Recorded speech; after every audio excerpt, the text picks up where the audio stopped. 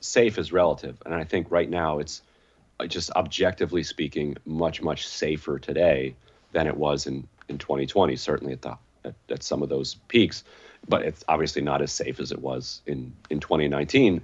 We're now at the place where people are just finally, they're kind of just making informed, or they're just making informed decisions, which is kind of where we should have been, I feel like, the entire time, because people don't want to suffer and die. And they don't want their friends and loved ones to suffer and die. And so if you get them the right information, eventually they're going to make the right decision. Because the reason that viruses evolve down into less powerful variants is because humanity for thousands of years, if a virus is too powerful, people social distance. Like, people have been doing that for thousands of years. In during the plague times, you didn't need the CDC, you didn't need Dr. Fauci to tell you to keep 6 feet of distance or tell you to stay home.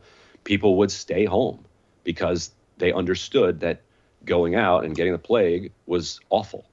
And so we understand that's how humanity responds. And so you don't really have to force it onto people. You can just give them the best information and let them make decisions for themselves. And I think, to your point, not just normal people, abnormal people too, here in Washington, D.C., I bet you're going to see them. You won't see me there, but I think you're going to see parties packed.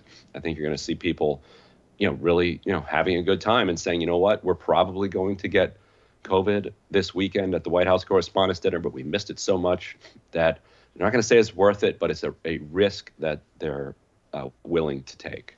Yeah, and that's why I think this was a good subject to talk about right here, because I see this sort of couple weeks as a test, a real test of like whether people are willing to accept those sorts of risks.